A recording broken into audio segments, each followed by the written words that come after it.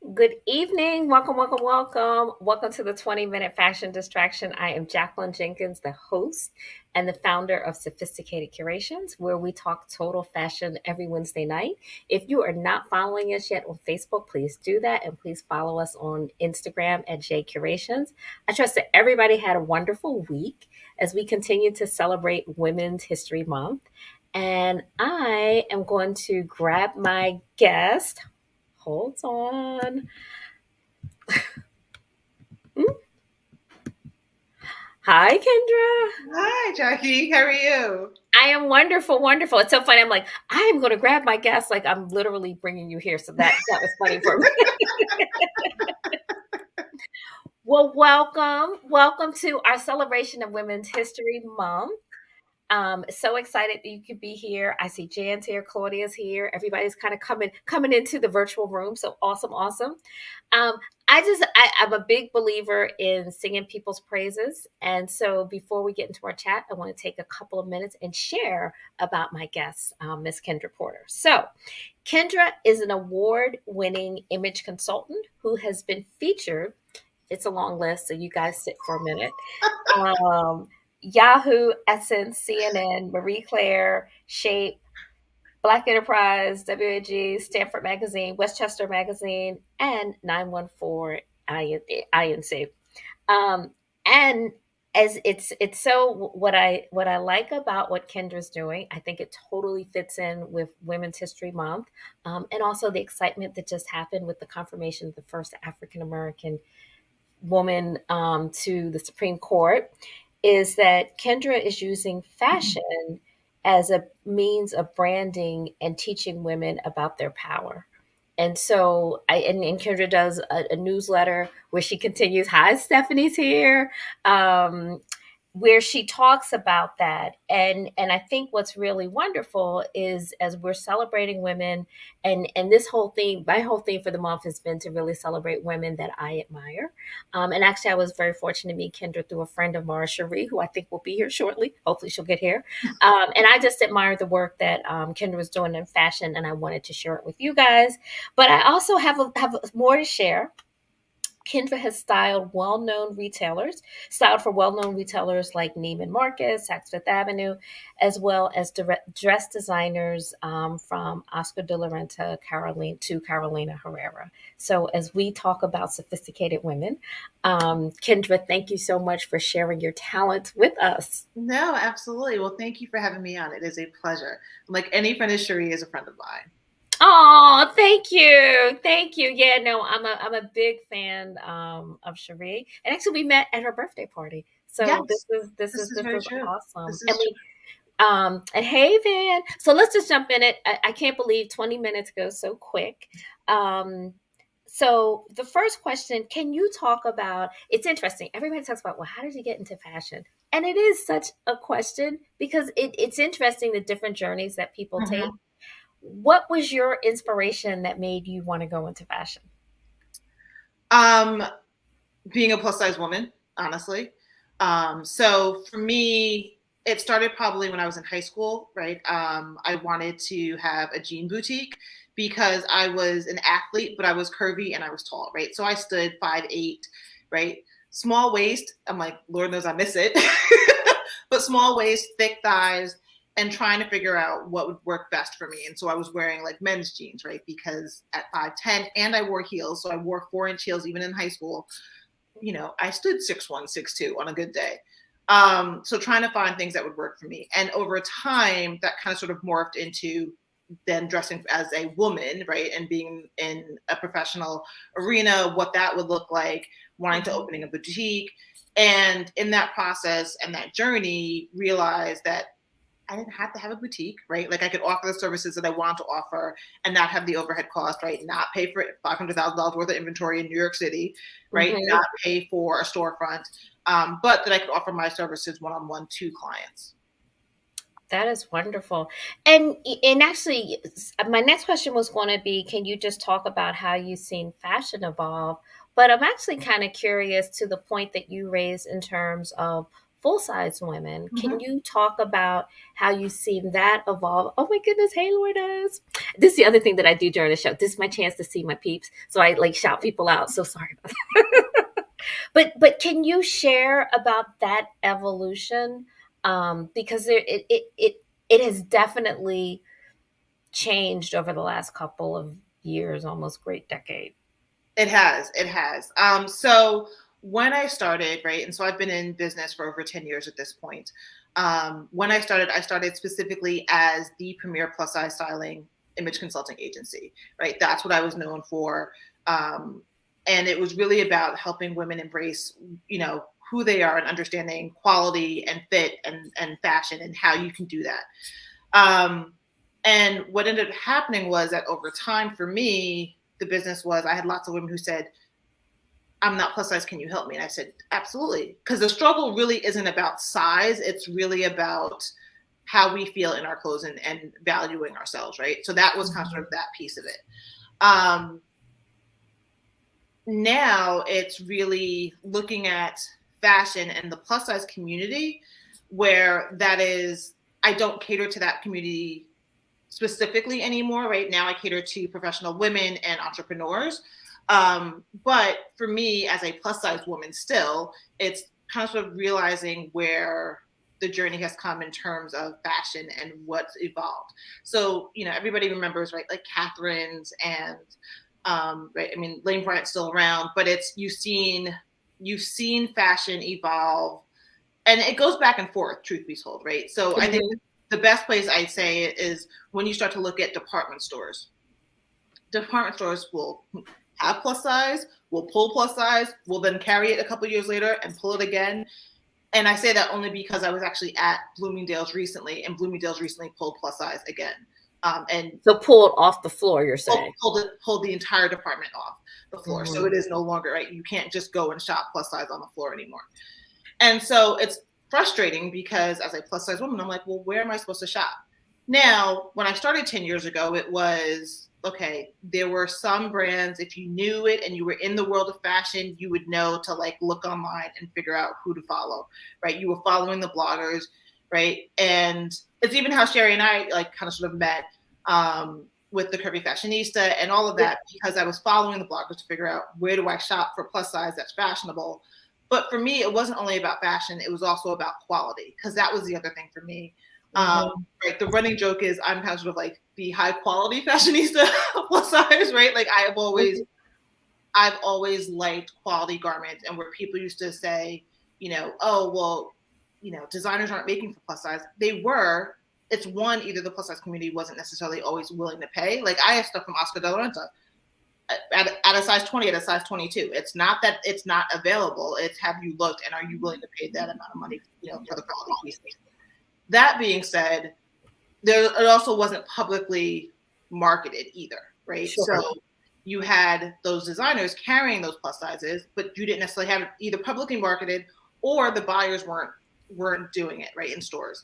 So it's like the frustration for me where I know that I can go into a Bloomingdale's, for instance, or someplace else, and it's like they have Millie, right, for misses, but Millie also does plus sizes. Badgley Michigan also does plus sizes, right? Like you can get all of these great brands, but they're not carrying them in store, and that's on the buying side, and that's what really frustrates me.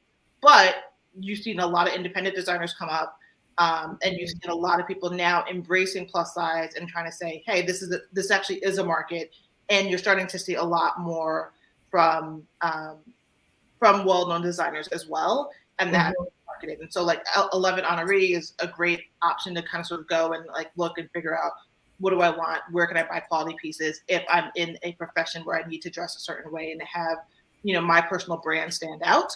Then that's where I would go. Awesome, awesome. Hey, mom. Hey, hey, Jocelyn. So, and when you say they're no longer carrying them, are you saying then the option would be to look for those items online, or where Yes, would you find them? But yes. so they still are making them, but if you don't see it in store, to look online. To look online, yeah.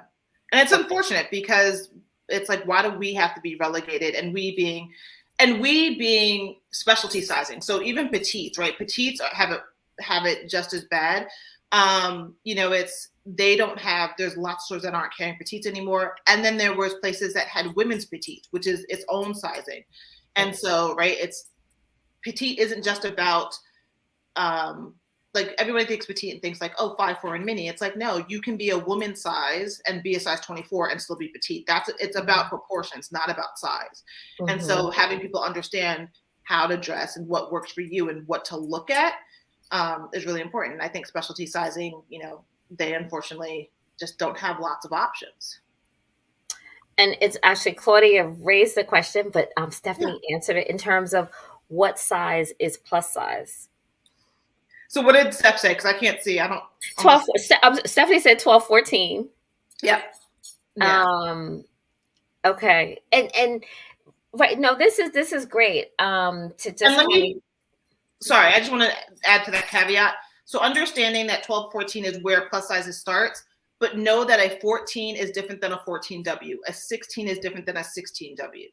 So there is a difference in sizing. So if you're looking at misses and plus sizes overlapping, you'll get a 12, 14, 14W, 16, 16W, 18, 18W. They actually normally overlap, and there's usually about a 2-inch difference between the sizing of the 16 and the 16W.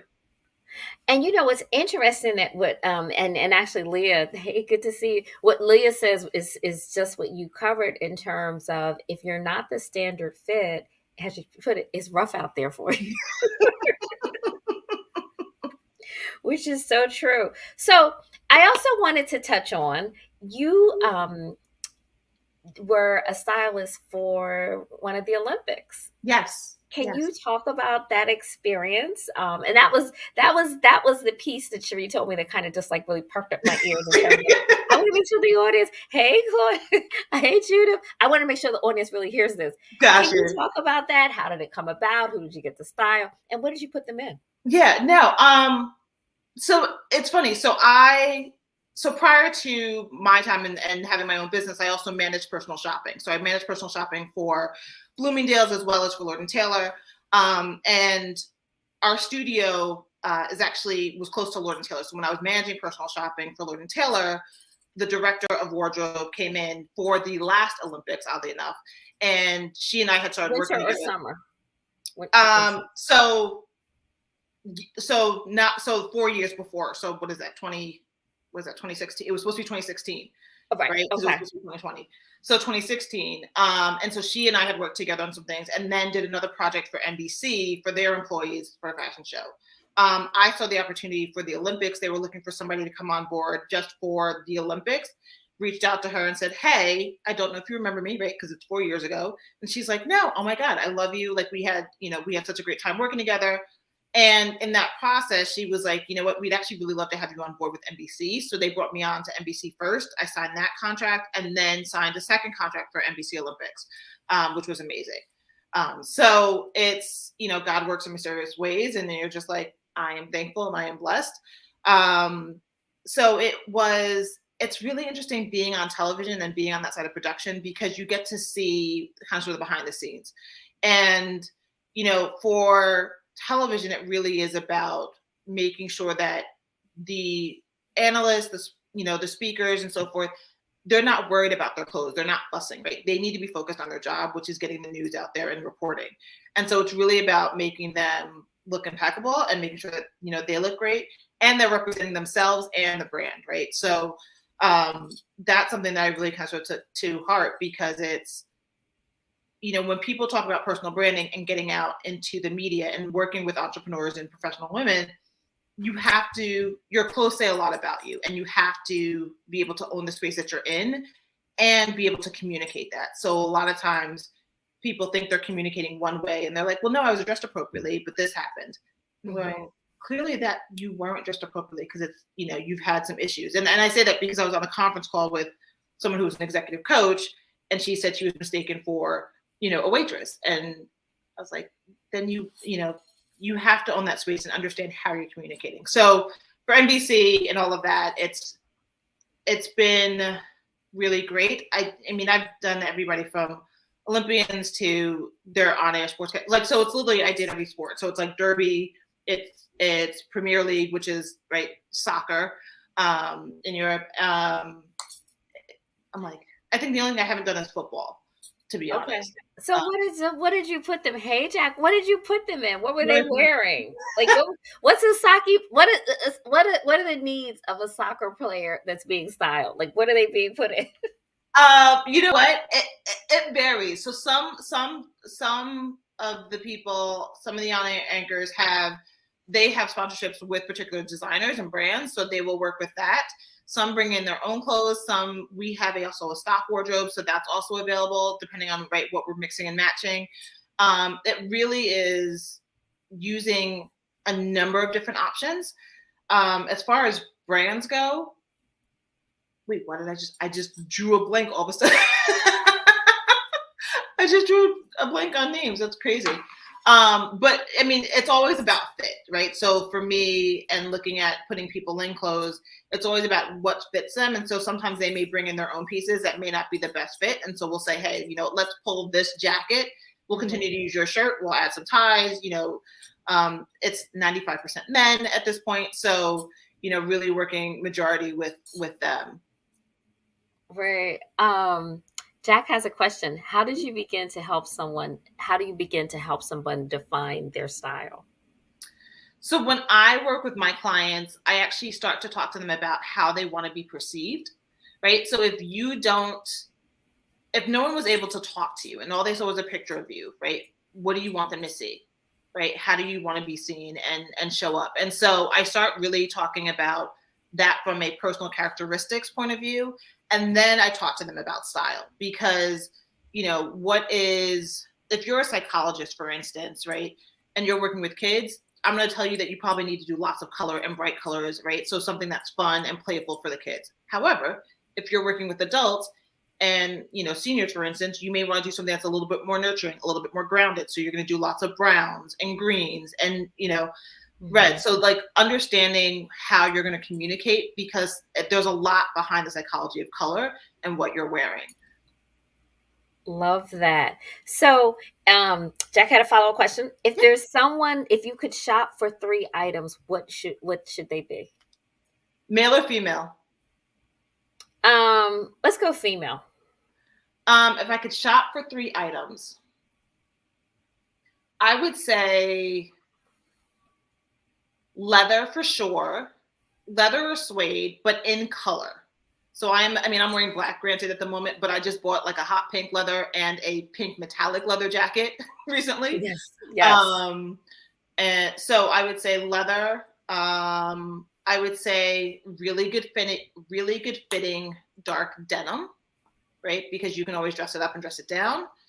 And then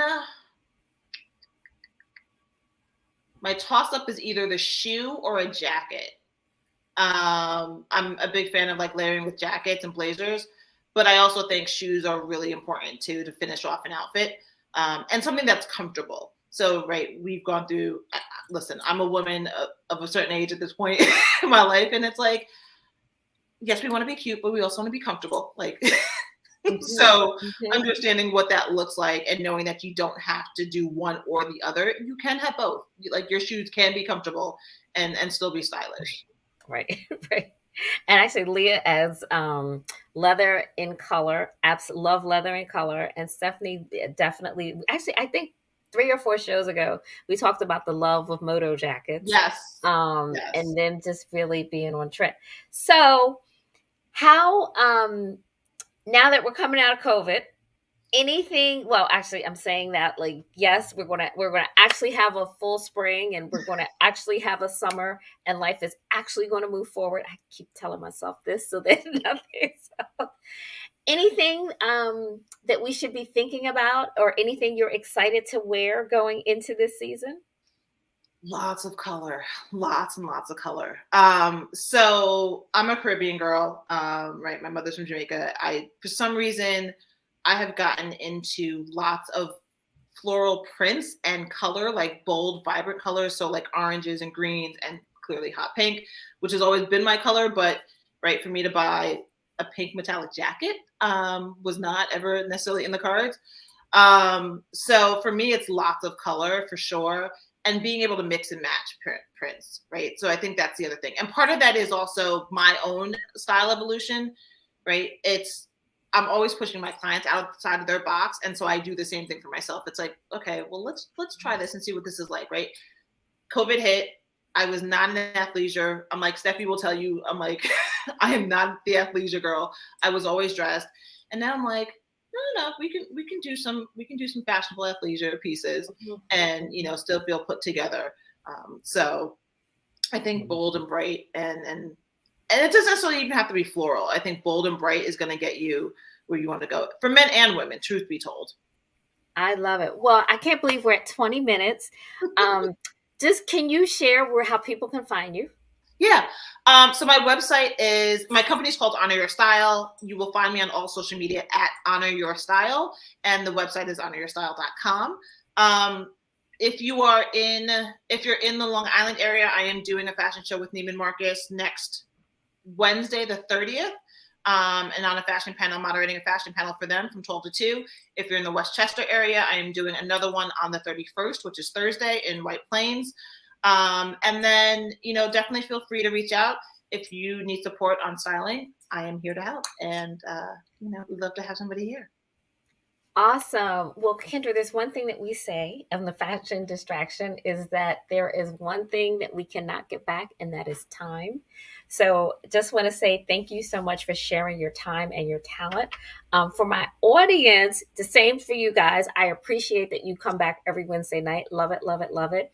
And if you're not totally tired of me, I actually will be chatting tomorrow, 7 o'clock, with the National Black MBA about fashion. Um, Fashion's New Normal.